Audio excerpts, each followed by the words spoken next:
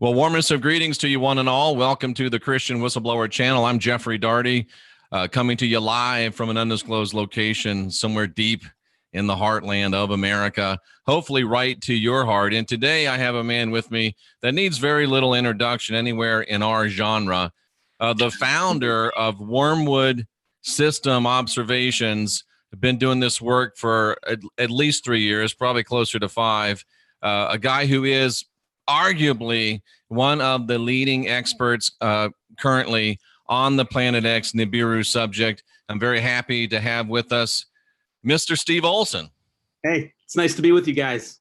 It's been a little while since we've been together, Steve. Nice to see you again. It's good to see you too, Jeff. And you know, it's been a long and winding road, has it not? It has. I think the last time we were together was with Rex, and we discovered that we don't always agree on everything, all the three of us, but yet somehow we're still able to be friends. Isn't that crazy? I know. Isn't that wild? But Steve, I want you to just take the floor and talk to us about classic Planet X, wherever you want to go, and bring us up to your most current, latest, and I think fascinating perspectives and theories and discussions on the reality of Planet X, Nibiru. I guess those are sometimes considered different things, so I don't know. That's why you're here. Yeah, that's right. So, well, let's just start out with the Planet X thing, right? So, and let me just say one thing before we get started. My girlfriend, Cynthia, goes way back with you. She was one of your first, I guess you had group leaders back then. And whatever anybody has to say about the Planet X genre or you personally or WSO, I know that a few years out, Cynthia learned a lot about preparation, learned a lot about getting herself to a great frame of mind. And I think that she would say without a doubt, and I can say as an observer, that it's been very, very beneficial and helpful in her life. So, Steve, you've been doing good work for a long time, and we salute you. Oh, thank you. I appreciate that, Jeff. And it hasn't been easy because, well, let me just start with my experience, right? Because I think a lot of people would benefit just to hear, the progression that I went through, right? So when I came into this, I was a fundamentalist Christian Pentecostal preacher. I was ordained in 2 different churches. Okay? I was too, right? Yes, I do. I know. I listen to you. Like, I feel like I know you from, how it is when you listen to people's videos, you feel like you know them, and I've always related to you on that level. And I used to be pissed at you when I first listened to you as a Christian whistleblower, and I was one of your trolls probably, right? Seriously. So anyway, I come into this with the Christian framework, right? And have I abandoned my Christianity? No, but it sure has changed. We'll talk about that. But one of the things what happened was, I looked at Revelation 12 and all of the kind of scriptures we talk about. What do those have to do with? It has to do with this thing called wormwood. And the Bible talks about this star that comes and takes 1/3 of the stars in heaven and so forth, right? So when I first kind of started looking at Planet X, I was a real skeptic. This is like in 2013, 2014. So I was like, I was kind of into it. And then it was like, somebody debunked it or a troll would debunk it and I'd just move on, right? So I was always kind of toying around with the idea until about 2015, middle of 2015. And one day I was watching Soul Evolution or something like that. And he had this wild picture from ISS. And I'm like, gosh, that is just undeniable. Something's wrong.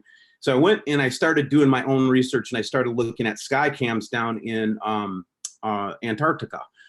And what started out as just kind of a curiosity became this really serious thing to me because I started seeing huge triangles in the sky and huge red orbs in the sky and all kinds of strange stuff. And then I started looking at more cams like the All Sky Cam network. And I'm sweating like a pig right now. It's hot here. In Wisconsin, we're not used to it. It was 20 below zero only 3 months ago here, just so you know. But anyway, so I was looking, I looked at it and I started to be convinced that, wow, there's something going on here. So then of course, I come across the Marshall Masters video, right? Right. There was a catcher's mitt ready for me, baby, right? So, yeah, Zachariah Sitchin, and you had your Marshall Masters, and I just got right into that stuff, man. I got whipped right up into it, man. Just like, it's got to be Planet X, right? And what's the Electric Universes guy, the books I've read? I can't remember now. Like Velikovsky? Yeah, that's it, Velikovsky, yep. Yeah, so that was later, but I got. So what happened was I was this very fundamentalist Christian, and I immediately ascribed the things that I was seeing in the sky and the things I was hearing online to Planet X. So basically, what I did was I went from one dogma to another dogma, and that dogma was called the Nibiru Planet X myth or theory or whatever. And was it but what was really interesting about it was as I was going into that myth, what really was bizarre and weird was that it not just challenged my belief of the solar system and what NASA said and all that stuff. That's fine, right? We'll talk about that. But what I think was interesting is how it completely devastated my belief structure. Really? Because I had to go. You cannot look at Nibiru Planet X without looking at the Sumerian scriptures. You can't. Right. You got to look at the Nag Hammadi. You got to look at Enki. You got to look at Enlil. You got to look at Enu. You got to look at all that stuff, right? Then you start to find out when you look into the Sumerian text that the Old Testament that I believed was the unerring word of God was actually plagiarized from the Sumerian text. I remember having that realization, Steve, that, oh man, I thought this was the first stuff, we wrote it first, and then you realize that it's been plagiarized probably multiple times. So yeah, that's a huge wake up slap across your face when you're like we were. Right. And so while I'm looking at all this celestial phenomena and I'm ascribing a dogmatic meaning to it, which is the Planet X theory, it slowly started to erode my whole belief structure. And this is what I think a lot of people have in common when they come to this subject or subjects like it, right? Mm-hmm. It's an entry point. I call it one of the greatest entry points to the conspiratorium, and it's the granddaddy of all conspiracies, right? So what we're claiming is that the governments of the world and the knowledgeable people of the world know that there's something going on in our solar system, and they're not telling us about it. And when you start to peel back that onion, you have to confront the idea of the Illuminati. You have to confront the idea of who's controlling the world right now. Then you have to start to really look at and decide, who am I in all this? Where am I from? Is this, it just brings you into the whole conspiratorium. So I would say that people that kind of entered the conspiratorium through Planet X entered in through the granddaddy conspiracy that leads to the whole map of conspiracy, right? Right. It's unavoidable.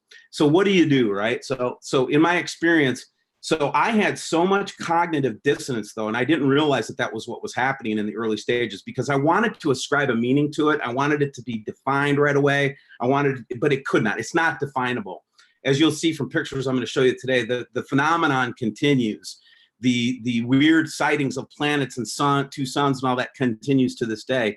But one thing that I've noticed for 3 years is that it's changed very little. It's the same pictures, same cameras, same findings, same types of things.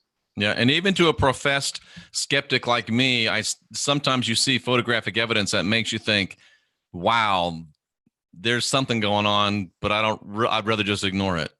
Right. So what's the first thing that you want to do is you want it to be defined. You want to lock, stock, and barrel it. You want it to be in a nice, tidy little package. Well, guess what, guys? This subject matter does not fit in any of those little packages.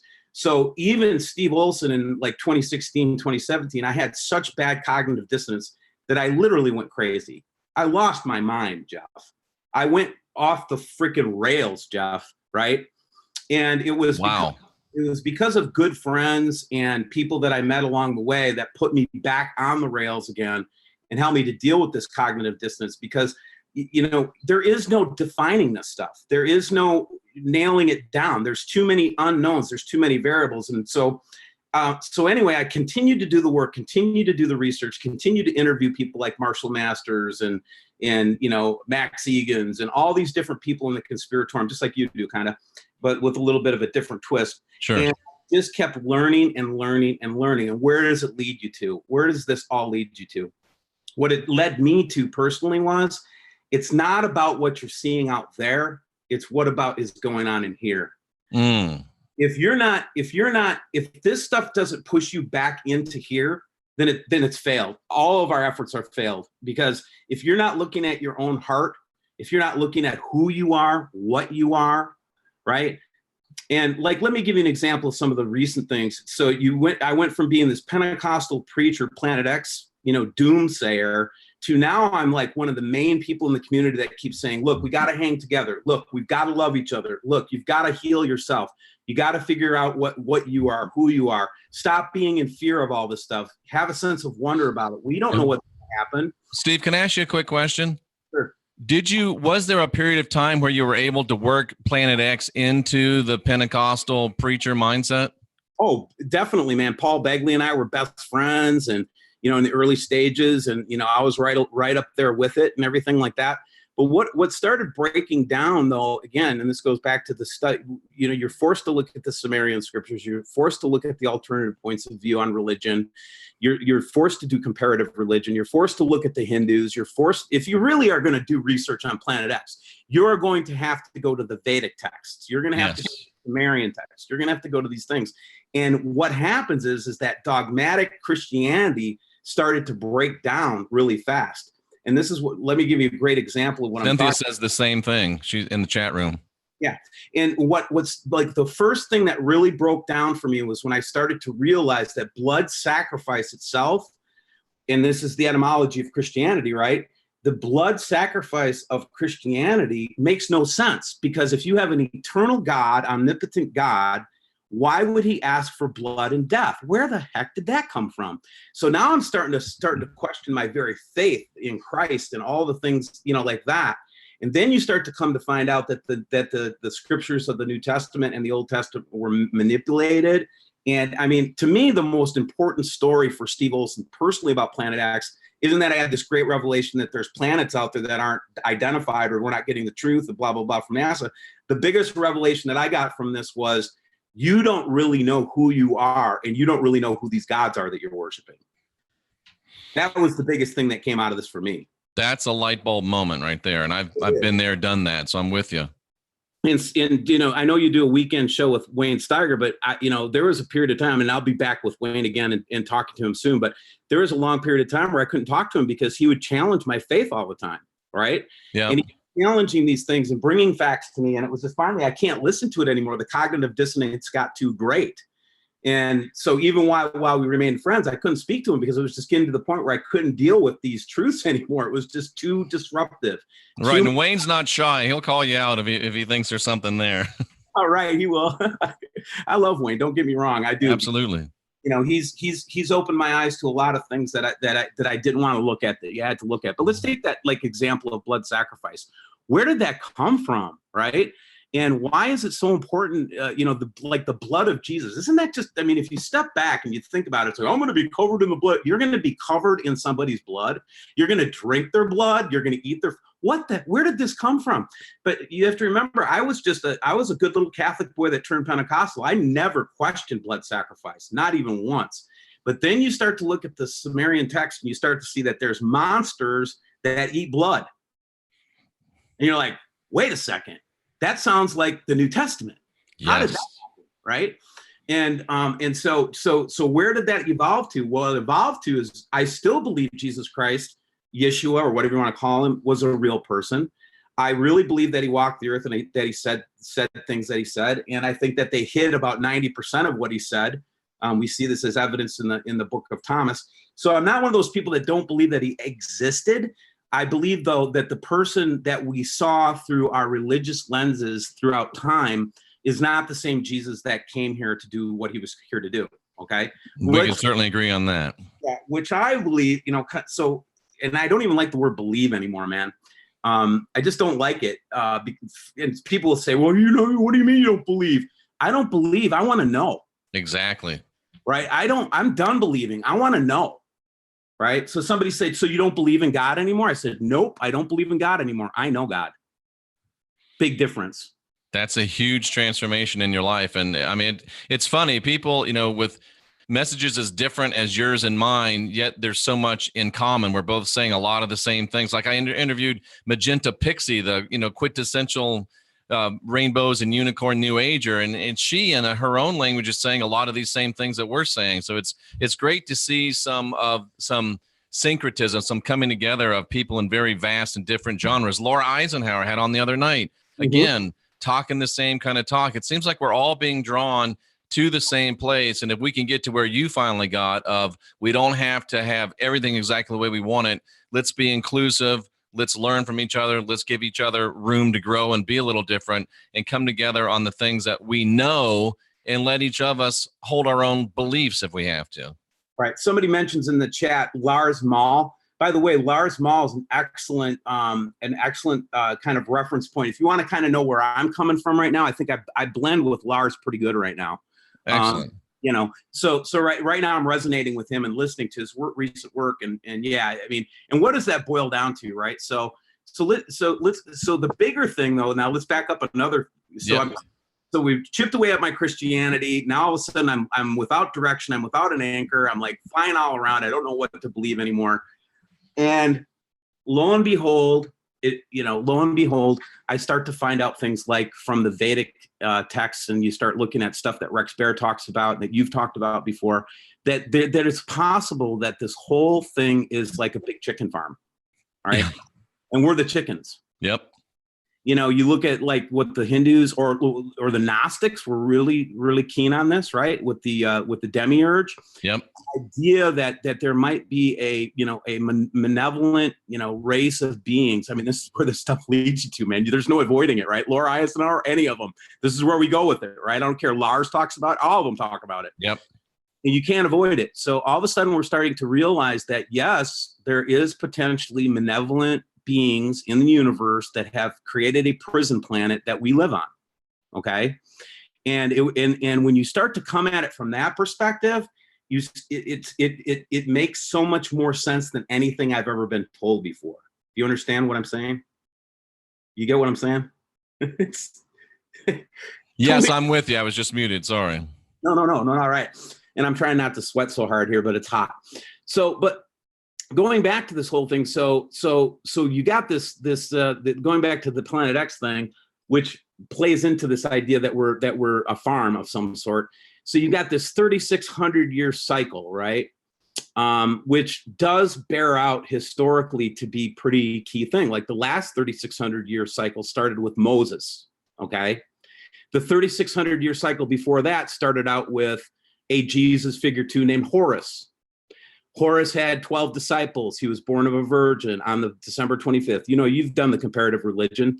And then you've got the Greeks with their Jesus. And then you've got this kind of repeating pattern where you have a Jesus figure, you have this, this kind of Father God figure, and then you've got this kind of seemingly cataclysm that people are kind of taught to expect and kind of accept that it's going to happen, kind of, right? And kind of like an Armageddon type thing, right? But it happens on this regular frequency, right? Interesting. It's almost like they're going around the universe, feeding on each of these planets, and now it's our turn again, right? Wow. That's what it starts to feel like to me. A pattern. Wow. Not saying that that's what it is, guys. I'm just saying this is an idea I'm putting out there. Okay. That's amazing. That's very interesting. And if you look back through history and it begins to bear out by observable events, then it's certainly something worth considering. Yeah. And again, it goes back to this. What is this? How big is this story? How big does it go? Right. So it just so happens right now we're lining up. Our constellations are now not 12, but they're 13. We have the 13th constellation called Osiphus, which points right to the galactic center, which is a black hole. Okay. What is this, like an alignment to feed on soul energy? Is that what that is? Right. I don't know. But this is the kind of thing that I've been exploring now. It's like, okay, so yes, I want to look at interesting pictures, and we're going to show a couple interesting pictures today. Okay. Mm-hmm. I promise that I bring a couple, and I'm going to bring them. But again, it's like, what is going on? Why is it that we see this? Well, let me give you an example. I'll show you something right here. Please do. Yeah, let's look at a picture here. Let's see if I can get you. Yeah, just share as normal. Yep. So you have the con. I have the con. Let's see if I can find the picture. So here's one that just came in today. Okay. Lens effect. I'm still waiting for it to pop on my end. Okay. Tell me when you see it. Oh, wow. Okay. So at first glance, it's like, oh, man, there's two suns. Right. And the first thing people say, oh, that's a lens flare. Then the first thing they'll say is the lens flare, right? So do I know why we have these? I have a lot of theories about this, right? First theory because my mind says, oh, because I'm so conditioned, I've heard it 1,000 times. That's just a lens flare. It's silly. Right. And it could be a lens flare, right? But I've seen this with my naked eye enough times to know now that this is not a lens flare. Now, can I ask a dumb question? Do you, I know your eye is a lens, your naked eye is a lens, but your naked eye doesn't see lens flares? That's what I've understood. Yeah. Okay. Yeah, that makes sense. But you see this with your naked eye, not just in a photographic presentation. Oh yeah, I've never seen it, but if you've seen it with your naked eye, that's really interesting. Yeah, I spend a lot of time looking at the sky, as you could imagine, right? More than the average bear. I'm looking at the sky every time I'm outside. I'm looking at it constantly, right? Yeah. So I notice anything that's going on above me at all times. But when you look at a picture like this, right? So here we've got one sun, we got two. So there's a couple different explanations for this. So one of the things that comes to light when you start to really dig into the subject matter is that there's the potential that they might be using artificial light to enhance the light of the sun. Yeah, because one of them looks like it's much more luminescent than the other one. Right. And then the other idea there too is there's so much particulate, and this goes right to that chemtrail kind of atmospheric injection thing.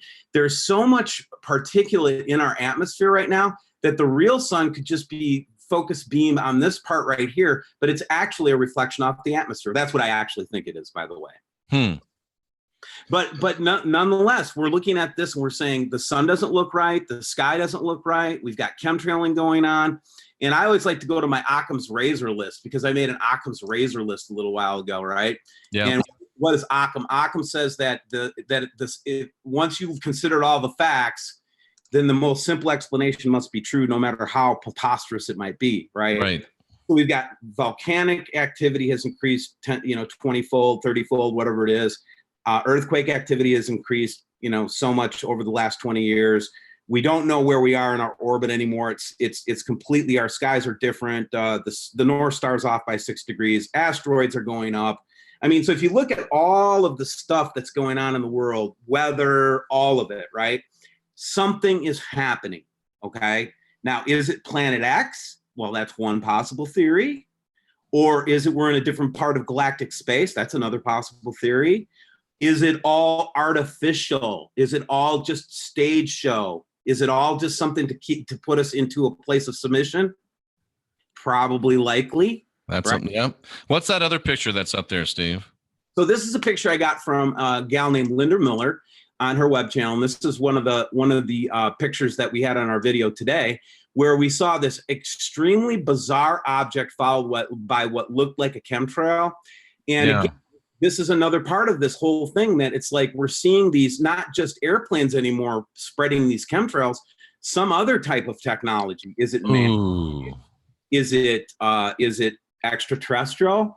Is it just a natural occurring comet or object, or is it weird reflections off an airplane? Well, I don't think it's a weird reflection off an airplane. Man, this thing looked like it was some kind of a multi-dimensional, colored thing of some sort. But again, why am I showing you these pictures? To say, look, guys, we've been looking at this stuff now for 3 years.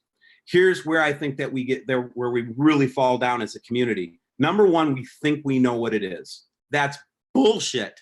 You don't know what that is. I don't know what that is. We're guessing. Unless you put a probe up there and take a sample and touch it and actually experience it that way, stop saying you know what it is. Stop it. You don't know.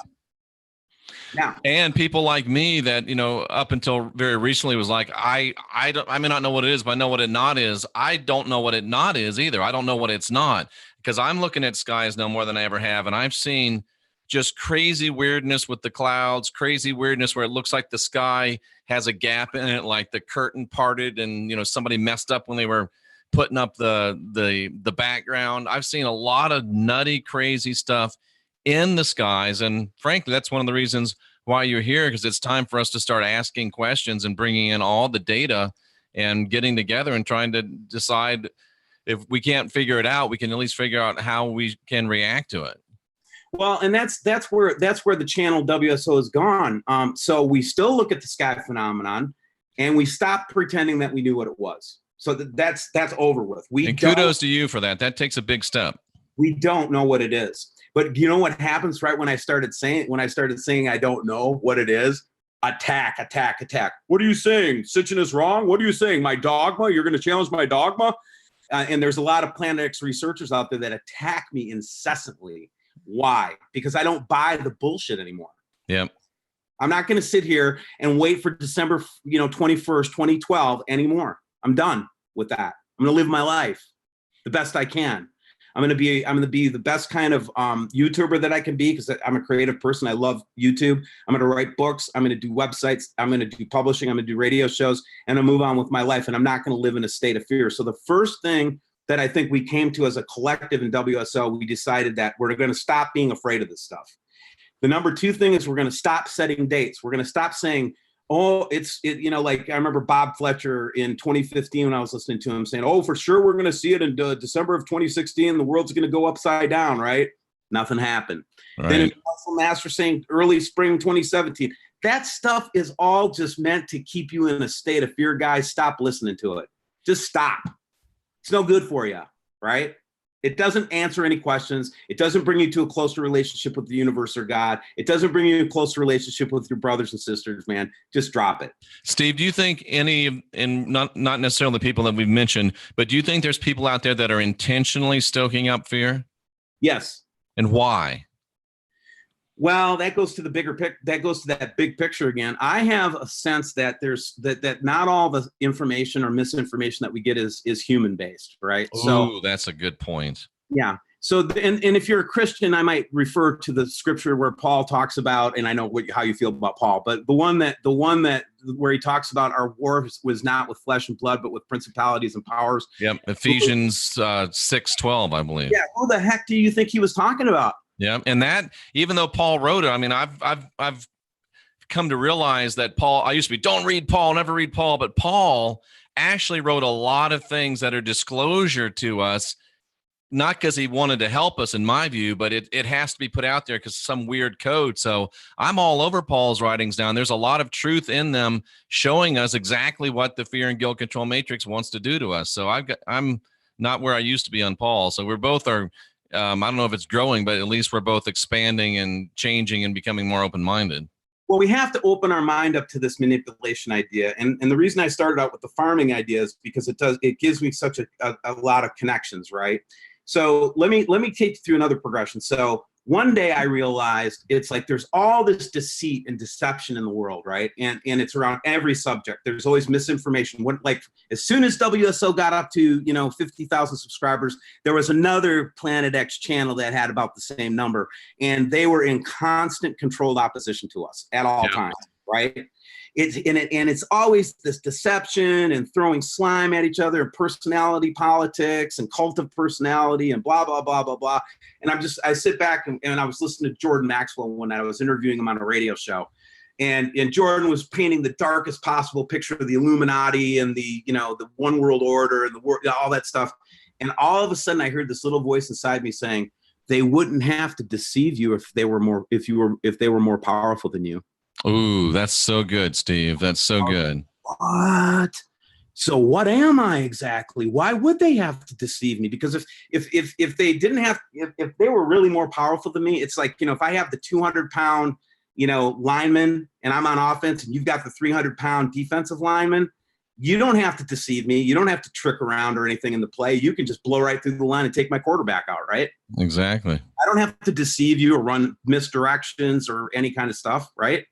Yeah. The fact of the matter is I've realized that there are malevolent beings that are trying to mess with us, right? Yeah. That are doing something malicious and horrible to us, and that we must be more powerful than them. Otherwise, they wouldn't have to deceive us, right? Absolutely, Steve. And I think they've figured out that they've been trying for many, many years to duplicate what we have as human beings, as spiritual beings. They figured out they can't duplicate it anymore. So the only hope they have is to keep us from fully realizing who we are. And that's where the fear, the guilt, and the control comes in. Right. And this goes back to your question. It's like, why fear? Why this constant generating of fear, right? Well, because fear is the way that they control you. As far as I can tell, there's a couple of different hooks, and I'm going to go into a part of what the book that I'm writing right now, which is called "Dirty Rotten Humans," is the name of the book. Okay? Great title. Dirty Rotten Humans, and I'm going to start out with the illustration of the book of Genesis. I know we're not talking about Planet X, but this is where this stuff all led me to, guys. That's what I want you to talk about, because you're the expert, and we want to hear what's going on in the genre. Right. So Could it be that if you look at religion as a general rule, we talk about it being a control mechanism all the time, but let's think about this even more in depth, right? So let's take the Garden of Eden, right? So I've got two people, children per se, right? Children compared to this awesome Elohim, Jehovah, whoever it is, right? Puts them in the garden and leaves. Says you can eat anything in here, but just don't eat that, right? Then he takes off. A serpent shows up and, according to this story, tempts Eve with the idea that you could be as God or like a God. And then she eats, and then she tempts Adam to eat it and so forth. And then all of it gets blamed on them. The serpent, the people, right? And it creates this kind of environment of, oh my God, we've screwed up so bad. Shame, guilt, control starts right there. And what do they have to do? They feel condemned by this situation. They in fact want desperately to do anything they can to return to that former glory of the Garden of Eden. Well, just a second, guys. Have we ever once asked about what the culpability of God in that story was? Even once? Any preacher? Great point. What the hell is God doing leaving two children in a garden with a serpent? Hey, listen, if I leave two children in my apartment tomorrow, and I say you guys can eat everything here, but don't touch that glass of poison on the coffee table, right? And I leave the apartment and I come back and I find them both dead. What is the judge going to say to me? Is he going to say, "Oh, those very disobedient children, man"? Oh, no, I'm going to be culpable. Start asking yourself, who's culpable? That's a great question. Set us up in a garden like a honeypot and then get us to fall only so that he could then become the God that you must worship to be redeemed?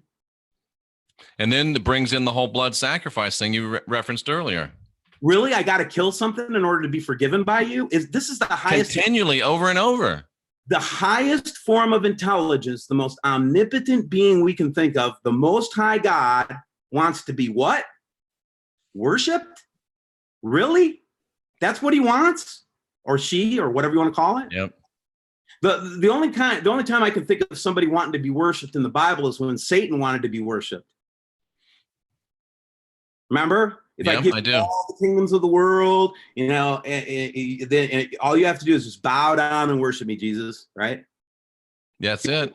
The only time I actually saw a character, a person tied to me asking for worship, other than being this kind of Yahweh, Yaldabaoth thing out there, here he is fully exposed. I want to be worshiped. So the first thing I would say, the lesson that I'm learning from all this is, don't worship anyone, because if you worship something, it owns your ass. Absolutely. And it's definitely, it does. No doubt about it. Does that mean that I don't want to have a relationship with God? No, I didn't say that. Does it mean that I've obviated the whole ministry of Jesus? Heck no, man. Of course I haven't. I'm just questioning these little ideas that get in there. And this goes right to what you're talking about, the guilt, shame, control matrix. Yeah. Why does shame control us? Why does condemnation control us? Because when we feel unworthy, and when we feel like we're lost, or that we're helpless, we'll do anything to stop that pain. Yeah. And Jenny Constantine has a great quote on this. She says, "I don't worship any gods, but I do have some relationships with them." Yeah. Yeah. And is there a most high God? Is there a most high creator source God? Right. I would say yes. Yeah, me too. I would say so too. And I would say that my experience through Christianity too was kind of interesting, because I was always an odd duck in Christianity. I don't know if you were too, but I was really odd. And this is another thing about this whole brotherhood thing. Wayne would probably say, no, there's not a most high God. We're the gods. At this point, I think that's where Wayne is. And that's okay. We could still sit around a table and talk about things with Wayne, having that basic disagreement. Well, again, it goes back to that idea that we were talking about before. And this is why. How did I get to all this? Well, because I had. Who knows where we're going to be in 3 years, Steve? Right. Right. But how I got here was when you study the story of the Anunnaki. What they say is they created the human race. Right. Right. If you look at the Freemasons, they say that Lucifer created the human race and created everything. They're not lying. I don't think they're lying. I think they're spot on. I think that we've been fooled into thinking that this matrix was the creation of God. It's not. It's the creation of a benevolent being. I love it. That's perfect.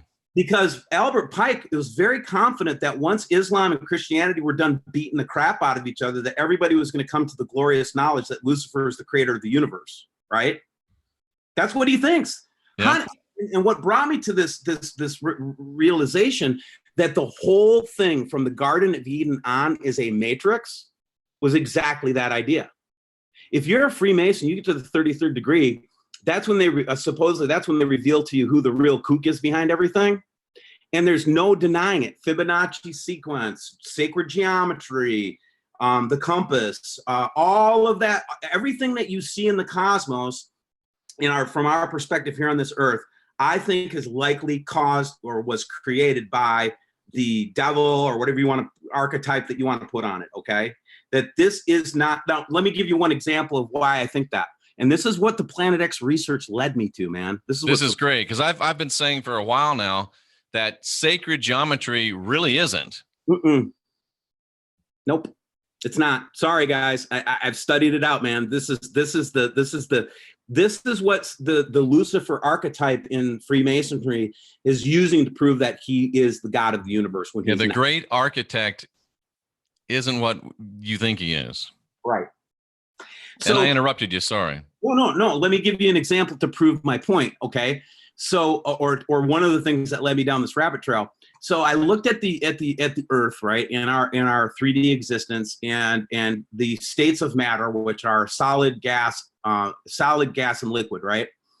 And it was really funny because I always knew that there was a fourth state of matter called plasma, but nobody ever talked about it. We never learned about it in school or college or any earth sciences or anything. We just basically touched on it and moved on, right? That's powerful. Right? Well, guess what? Over 90% of the universe is in the plasma state of matter. And is that what they're calling dark matter? No, plasma is plasma. Okay. Plasma is our part of the known universe, and we're not talking about dark matter right now, but we're talking about what we can see, visible universe, light. That's plasma. The sun is plasma. I agree with you 100%. Right. And what is plasma? It's that the molecules or the electrons are moving so fast that they lose their definition, and it just becomes energy. Right. Yep. Well, some scientists say up to 99% of the visible universe is plasma. Right. Well, wouldn't that make us an outlier? It would. This state of dense matter is an outlier, guys. There's no denying it. Science says it, and so does religion. Okay? We are an outlier. Well, what's different about us? Well, what's different is that we're slowed down. We're slowed down to a point where we take on the form of matter. We're not plasma anymore.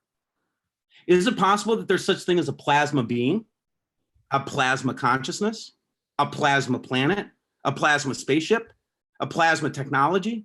Is there possible things like that, right? Well, again, 99% of the observable universe is plasma. We're the outlier. Something's wrong here, guys. Something's different here. So when I look at Planet X or any of these cataclysm things that we study, right? The catastrophism, if you will. Yeah. It seemed to me that this catastrophism is, number one, very real, that the human species has experienced massive catastrophes over the last, several 100,000 years. No denying it. Great flood, asteroid strikes, things like that, right?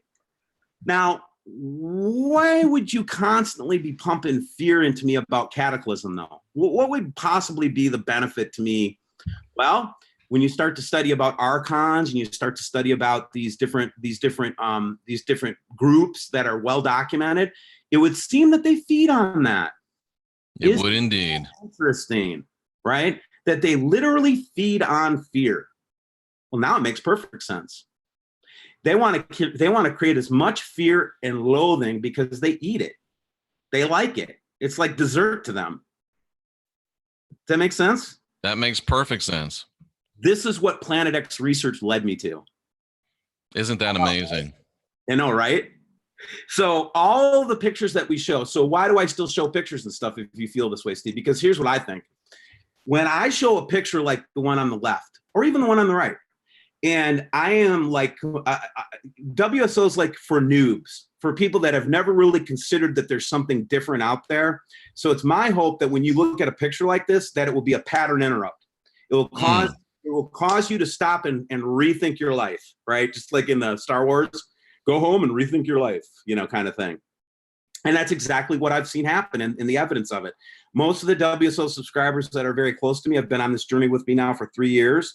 We've all come to the same kind of conclusions that we were just talking about, just touching on just now. And the value of looking up at the sky and seeing these wild things and everything is that it shatters your illusion of what's there.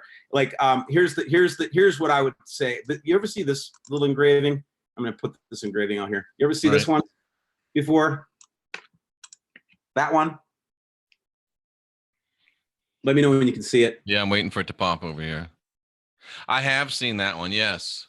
So a lot of our flat earth friends like to use that one. They do, and I'm good friends with flat earth people. Crow777 is one of my best YouTube friends, right? Mm-hmm. And he and I respectfully disagree. I think we went to the moon and returned a man safely to the earth. I have not left that position, guys. I do too. What I do think, though, is that they didn't show us what they found there, though.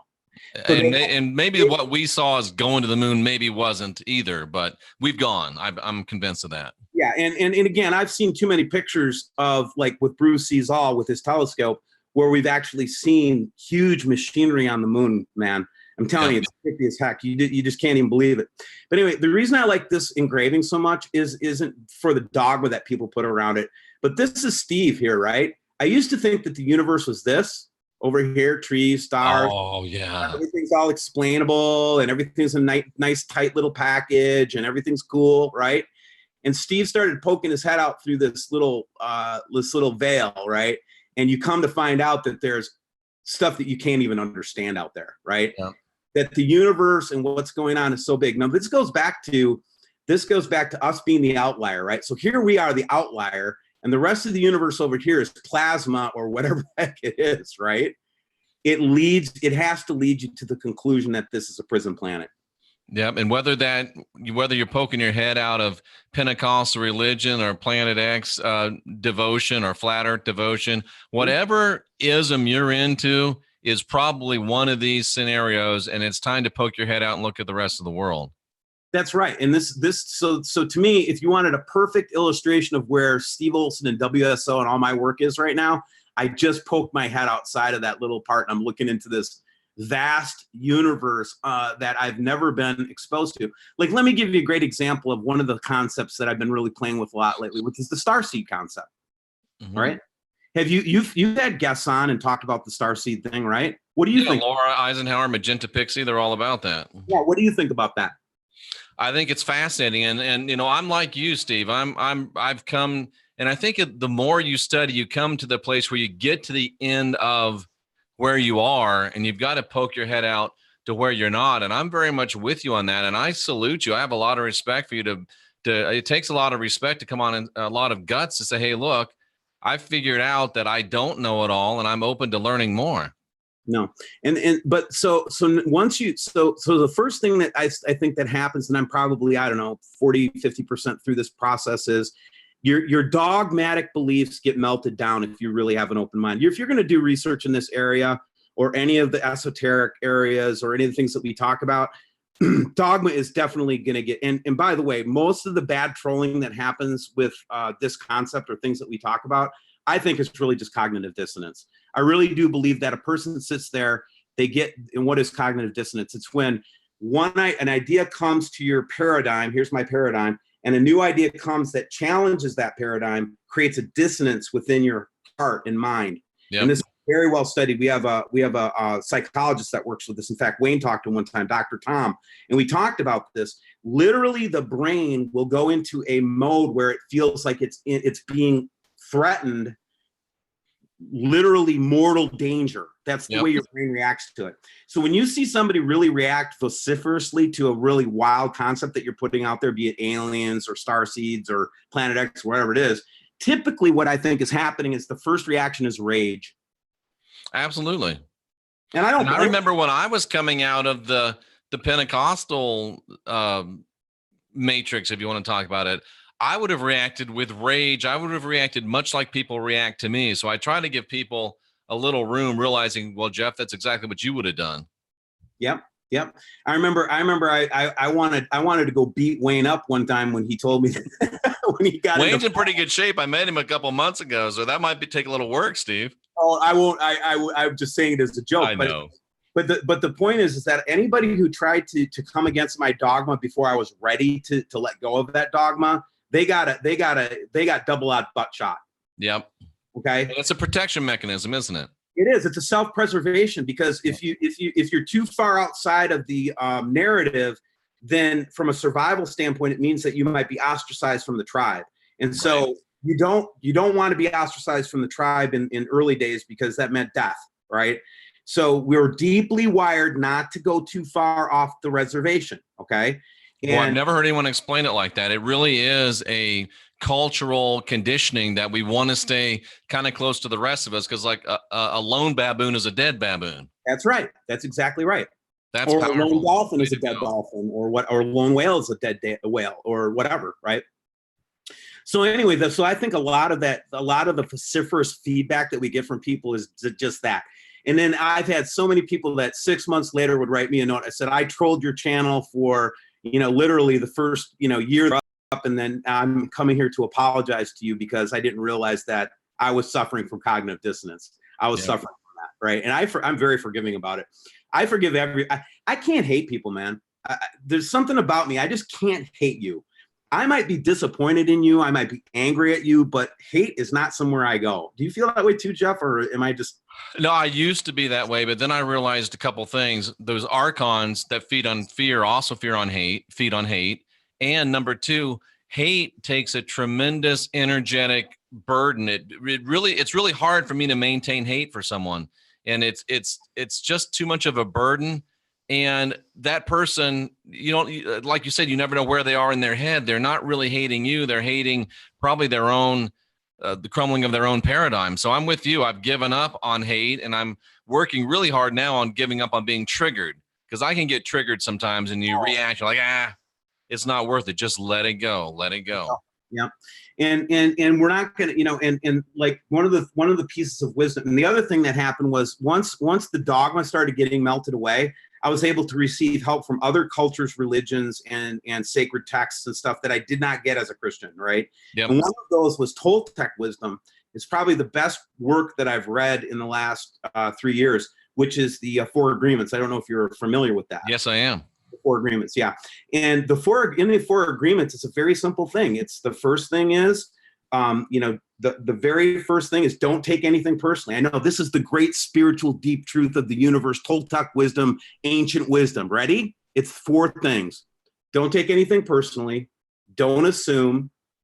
So it's don't take anything personally. Don't assume. Always do your best. That's what the advice is. Don't take anything personally. Oh, really? You think that's simple, huh? Try not to take anything personally for one day. Just do that. Can you do it? Because what we find out is that nothing that's said to you, especially negative things that are said to you, are about you. That's what we've come to realize. It's not about you. It's about the person that's sending out the projection. They're struggling with somebody, and they're projecting it on you. So don't take it personally. Number 2, don't assume anything.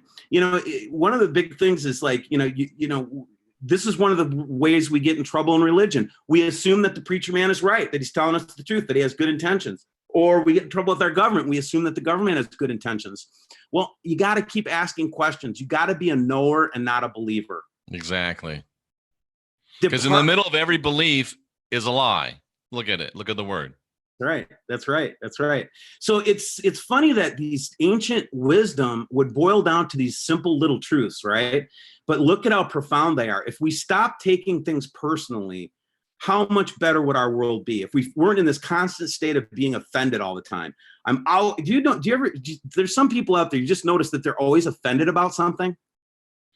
It's always some kind of an offense. They're always offended. Somebody, like they talk about in Four Agreements, they talk about the victim and the judge, right? What I'm coming to learn is you don't want to ever be a victim. You want to shed victimhood. But That's right. You also have to shed the judge. That's right. The judge and the victim both have to go. Mm-hmm. If you want to be happy, I'm it's like Derek Bros has said before, just be a passerby. Yeah, the neutral path that Derek talks about, I'm very, very much in resonation with that, because it's like we're not supposed to be fighting, guys. This idea of spiritual warrior, what the hell is that supposed to mean? And Derek and I got into a little thing where we were fighting with each other, and fortunately, we both realized that we were going against what we say. We weren't being passersby. We were letting someone else be our God and determine our action. So, we got together and, got through that foolishness, but it really is in being the passerby. Yeah. And this goes to some of the ideas that I've been working on lately. Like, one of the big things is that if you're going to be awake, if you're going to be somebody who's going to be a perpetual learner or completely open-minded and everything like that, you're going to have to let go of judgment. You're going to absolutely. let go of condemnation. And think about how arrogant judgment is. It's assuming that you have all the facts. That's right. You don't. Anything. I mean, over and over you see it. There's his side, her side, and then what really happened. Until we have all the facts, we can't be the judge. And I don't think we'll ever have all the facts while we're still in this incarnation. So stop it. Just stop it. It's bad for you. It's bad for others. It's bad for all of us. Yeah, and we can't learn anything that way either, right? No, you can't learn anything. If I can't come to you with a new idea, Jeff, right, let's say, and if we can't discuss it with you disagreeing at first, right, and you and I playing back forth, this is how humans learn. It is. We have to debate things. We have to discuss things. And if we don't have that free and open forum to do so, which requires that judgment. Do you ever notice that the most pleasant people that you ever talk to are the ones that are the least judgmental? Good point. Good point. You'll even walk away from them thinking, you know what? I never felt judged by that person one time. Yeah. And they're probably the most advanced souls that we come across. I know they're the most advanced. I mean, to me anyway, that's what I think. That's what with me is to me, a good sign that you're a spiritual grower or somebody who's really growing spiritually is, number one, you don't judge. The second thing is that you don't react, you respond. That's so huge. That's the part I'm working on about being triggered, because triggering is just reacting. Yep. You don't want to react. You want to respond. In fact, that's been one of my biggest weaknesses in my life too, Jeff. So I'll relay that to you too, man. I was the easiest bear to bait. Right? Yeah, that's the way to put it. Yeah. And again, it's called bear baiting. It's the actual technique that you use to take down an enemy. There's actually people that know how to bait people like me to get me in trouble. And that's whenever I would rise to like these high levels in a company, and then I'd start to, like, I was at director level. I mean, guys, I used to make I used to do a lot of really interesting stuff. People wouldn't even believe what my life was before I did this. So I don't even tell them. Okay. But when I would get into these really into the real center circle of power in a company, like a multi-billion-dollar company, there would always be some evil guy in there that would know how to manipulate and take advantage of my triggering and that bear baiting. And it would wipe me out, man. I mean, yep. And I'm sure you have the same experience, right? I have. I've had a very, very analogous experience to that. Yeah. And so if a malevolent person knows that you can be triggered, they will trigger you. Yep. And why do they do that? Because they want you to just lose it, man. They want you to lose your cool. They want you to say something stupid so that they can indict you with it. Yep. Right? They want to give you enough rope to hang yourself. This is one of the big reasons I don't respond to Scott Sion, or I don't respond to any of that crap that these people are putting out. I just don't respond to it. Why? Because they're trying to bait me. Why would I give any press or publicity to somebody who's just being negative? Exactly. By responding to it. Just leave it alone. Yep. Just pass by. Over time, what's going to happen is the real McCoy is going to come out, right? The real thing is going to come out, and eventually the truth will be known. You got to trust that, guys. The universal karma is real. And if you're going to keep doing bad karma, putting false testimony against people, slamming, smearing people, and I don't know who I'm talking to out there, but somebody I'm talking to, you will face the consequences of that someday. Okay. And I'm not saying that like judgment, God, whatever. I'm not talking about it from that standpoint. I'm saying your unhappiness level will get so hard. You know, guys, it's really important that we don't condemn each other, that we don't judge each other. Does that mean that I sit there and I act like a doormat for people? Well, sometimes it does. Because I'd rather be a doormat than a baited bear. That's really good. That's something to think about. Right. So you only walk over me once if I'm a doormat. That's true. Right. Well, what about this turn the other cheek, right? What is that all about? Well, the profundity of that wisdom, and speaking to our problem, Jeff, right? Being triggered and stuff, the ability to turn the other cheek is a powerful, powerful thing. Because what you do is you rob the enemy of your reaction that justifies them to hit you again. And you're robbing them and you're taking the energetic source they feed on. Yeah, look at what Gandhi did, right? So one of the most successful rebellions in the modern age was India rebelling against England, even though it turned into a big cluster because of what happened with Pakistan. Hang on with what I'm saying. So Gandhi, he was doing this whole non-aggressive thing, right? And there was this kind of key moment when they were making their own salt, and it turned into a big confrontation with the British, and the British ended up, being really super violent to this passive crowd. What ended up happening was the British Empire looked like a bunch of freaking idiots and like a bunch of bullies and and everything. And Gandhi, and that was the big political thing that pushed them into that final phase of the revolution where they took the country back from England. And what would have happened if they fought back?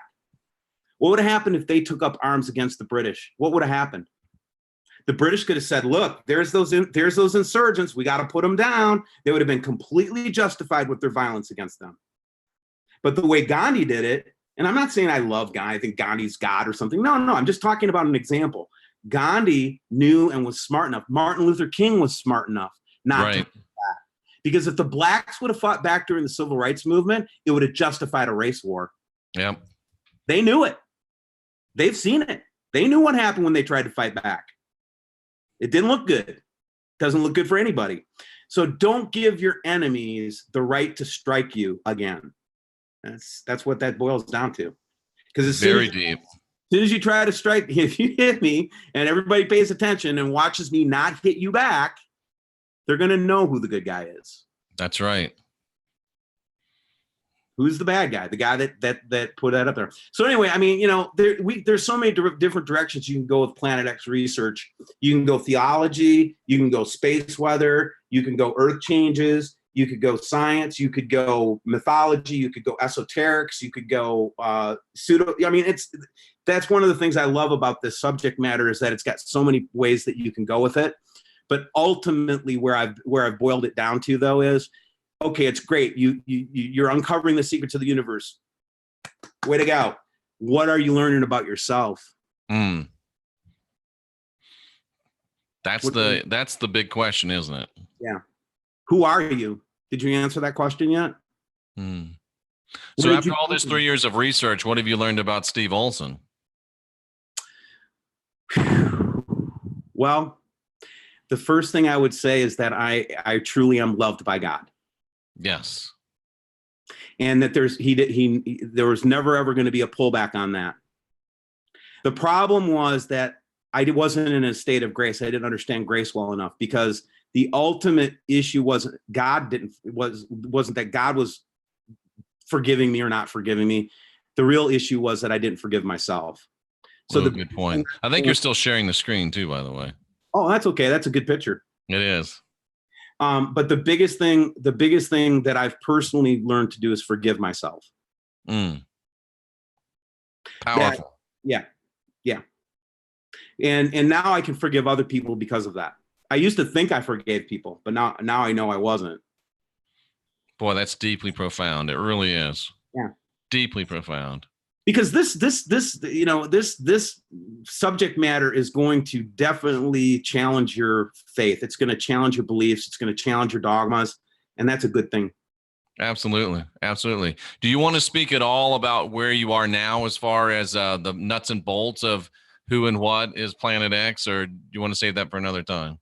No, I mean, I'll give a brief synopsis. So what can you expect from WSO going forward? First of all, we still are going to be looking at the sky, man. That is our bread and butter. We look at the sky. We study the sky. We share pictures of the sky.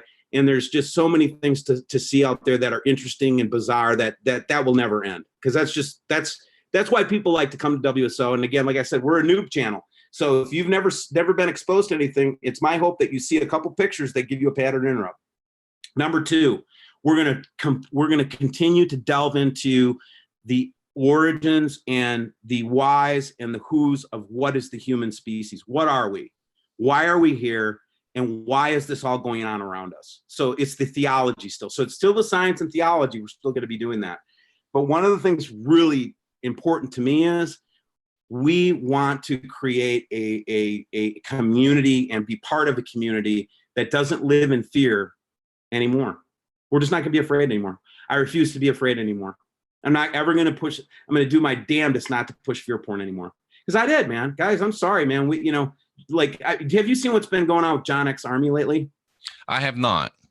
So John X Army is on this big he's in the same kind of thing that I'm just talking about. He's shifting from fear porn. He's doing that shift from fear porn and always being afraid to now saying, I'm not going to be afraid anymore. And I'm going to talk about enlightenment. I'm going to talk about ascension. I'm going to talk about things like that, right? You should see the negative hate that this poor man is getting out there. All because he's saying that he wants to learn more about his third pineal gland. All because he wants to be in a better harmonic place with the universe. All because he wants to be more peaceful, less fearful. Really? We're going to put that down, huh? We're going to put down somebody who's trying to be more peaceful. Is that what we're going to do? That's so crazy, but it's very encouraging to me that you're at that place and John X Army is at that place. I know Global Witness is at that place. Wayne is at that place. I think Rex Bear has always kind of been at that place. Yes, man. Yep. And I'm trying to get on board too. So there really is definitely something happening, and it's a good thing. It's a good movement, and I'm even more excited and optimistic about the future than I've ever been. And I'm a very optimistic guy. Yeah, and I'll tell you where my current thinking is right now, and it has to do with this. So I still believe it's a 1/3, 2/3 ratio. I still think that the Bible was right, that it was 1/3 fell. That's almost all of my studies kind of lead me to that 1/3 fall. So that means that 2/3 didn't fall. Right. Where are they? That's a great point. Guess what? That's a great point. Guess what I've realized? We're them. We're them. Wow. We didn't fall. And if we fell, let's say that we've come to the light or whatever it is. Can you imagine the spiritual power in 2/3 of the universe not falling? That's right. Everybody gets stuck on the 33, but the 66 is more powerful than the 33. My sources are telling me that there will be no pole flip, not allowed. You know what? That is amazing, Steve, because I have felt that all along, that it's not going to happen. Nope, not going to happen this time. I think that the good guys, and let's just use that the good guy, bad guy paradigm for a second. Yeah. I think the bad guys have been so used to getting away with this script that they almost let it run on automatic. Okay. I'm not even sure that there's a person running it anymore. I think it's all AI, right? Yeah, they might be asleep at the wheel. Asleep at the wheel or whatever that looks like. But my sources are telling me that the greater universe, the one that is peace loving, that comes from a standpoint of peace, love, forgiveness, all the things that we like, that we love, that they have now put the thumb down on this planet, and time's up. That the bad guys are going to lose their grip more and more over time. That the script is going. What we're going to find out is, like with the prophecies that are supposed to happen, that they're not going to happen. That the prophecies are going to start get discredited, that what's going to start happening is that their script is going to start to unravel, and we're going to have to come to face and take responsibility. This is the big thing, guys. This is what my sources are telling me, that the key out of this mess is to take responsibility. I've been culpable. I have allowed myself to be deceived. There's no deceiving me unless I participate in it. Right. So you have to take responsibility for being deceived. You have to take responsibility for what you've done, but at the same time, know that you're forgiven and that you can forgive yourself. You can't move past it until you take responsibility for it, though. Okay. You Absolutely. Can't pretend like it didn't happen. Okay. For all I know, I might have helped Anu and Enki build this damn thing. I don't know. Okay. That's how high of a level of culpability that some of us may have had in this. I don't know. I'm just putting an idea out there, right? So first of all, I'm going to reject that. I'm going to reject that script. I'm going to reject that destruction, that catastrophism. And I honestly do believe that the forces of good, the forces of light are going to win. And I think they've already been triumphant. It's just now I think it's a mop-up operation where what they have to do is drive out this evil influence over time. They can't do it just like that, because if they do that, what I've been told by my sources is that they'll destroy you in the process. Yep. Remind you of the parable of the tares, right? Yep. The master, they planted the wheat, and then that night the enemy planted tares in the wheat. And then the next morning, it was discovered that happened. And so the servants came to the master and said, "Master, should we pull up the crop and do it over?" He goes, "No." He said, "Let the tares and the wheat grow together until they're mature, and then we'll be able to tell them apart and separate them." Right? Yep. In the same way, I think that's what's happening now.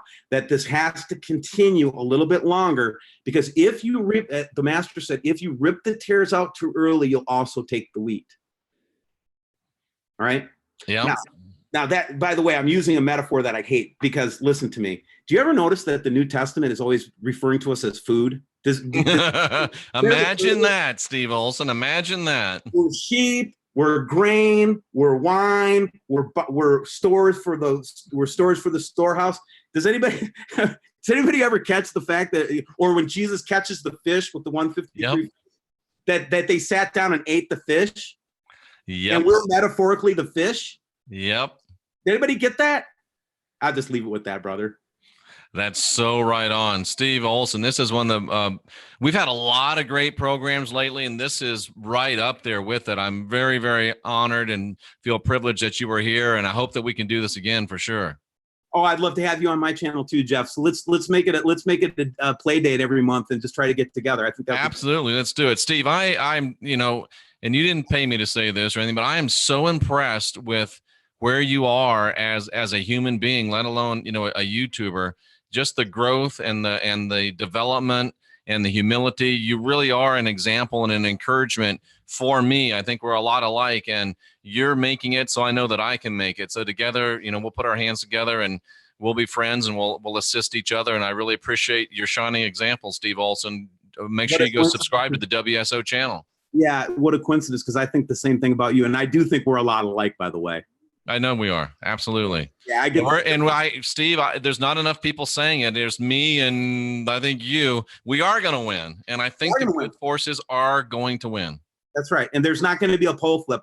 I'll be on the record right now today that there will be no pole flip.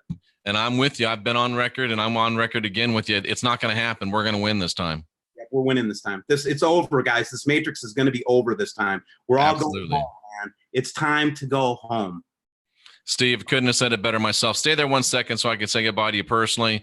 Everybody in the chat room, wow. I mean, what can we say? This is an amazing show. Things are changing.